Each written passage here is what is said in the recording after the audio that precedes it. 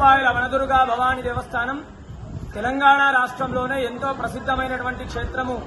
ఏడుపాయలు, మంజీరా నది 7 పాయలుగా చీలి కొండ రాళ్ల మధ్య, గుట్టల మధ్య, పచ్చని చెట్ల మధ్య ఒక బండకు స్వయంభుగా వెలిసినటువంటి తల్లి వనదుర్గా అమ్మవారు.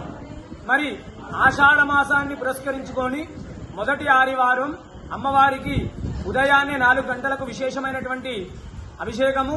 తదనంతరం అమ్మవారికి శాకాంబరి దేవి రూపంలో అన్ని రకాల కూరగాయలతో అమ్మవారిని అలంకరించడం జరిగింది.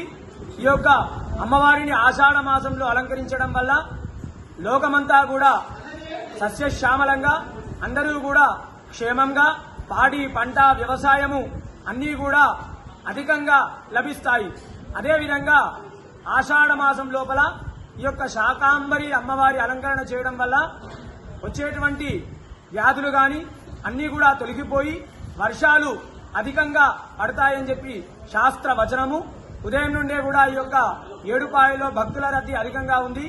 ఒక తెలంగాణ రాష్ట్రం నుండే కాకుండా ఆంధ్రప్రదేశ్, కర్ణాటక, మహారాష్ట్ర, ఇతర రాష్ట్రాల నుండి కూడా భక్తులు ఉదయాన్నే వచ్చి మంజీరా నదీ పాయలో స్నానాలు ఆచరించి అమ్మవారికి మొక్కులు చెల్లించుకుంటున్నారు. ఈ యొక్క ఏడుపాయల వనదుర్గా అమ్మవారు కోరిన కోరికలు తీర్చే కొంగు బంగారు తల్లిగా దినదినాభివృద్ధిగా ఇక్కడ అభివృద్ధి చెంది విలసిల్లుతున్నది. వనదుర్గా మాతాకి జై.